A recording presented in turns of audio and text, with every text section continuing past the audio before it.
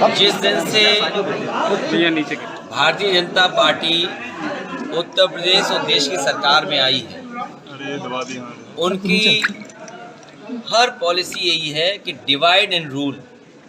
जिस तरीके से अंग्रेज हमें आपको बांट कर करके राज करते रहे, उसी तरीके से भारतीय जनता पार्टी लगातार इस कोशिश में है कि समाज को बांटा जाए और इस तरह से नफरत फैलाई जाए जिससे समाज बटा हुआ दिखाई दे और वोट ले लिया जाए।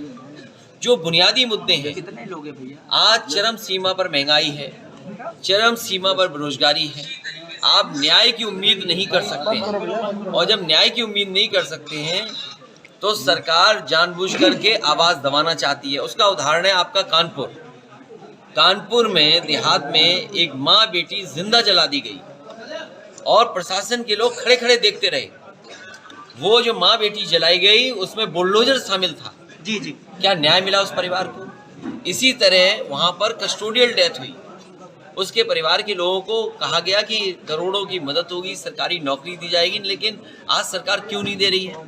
और इलाहाबाद प्रयागराज का जो मामला आया है सामने, जो घटना हुई है, सरकार की जिम्मेदारी थी घटना बचाने के लिए।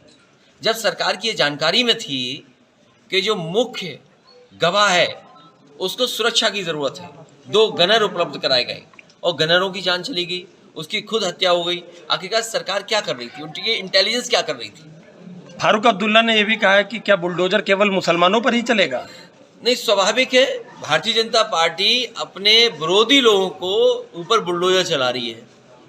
क्या भारतीय जनता पार्टी के घर मकान उनके लोगों के गैर कानूनी नहीं है? मुझे याद है बरेली में मैंने जानकारी जब करवाई थी, उस समय बड़े से बड़े नर्सिंग होम, घर, कुछ संस्थाएं ऐसी बनी हुई हैं जो इलीगल हैं, उन पर क्यों नहीं चल रहा बुलडोजर?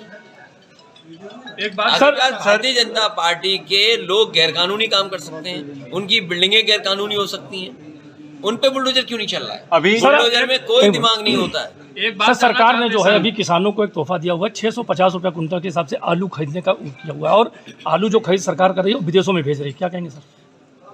ये सरकार झूठी है। सरकार इतनी बड़ी झूठी है जिसकी आप कल्पना नहीं कर सकते।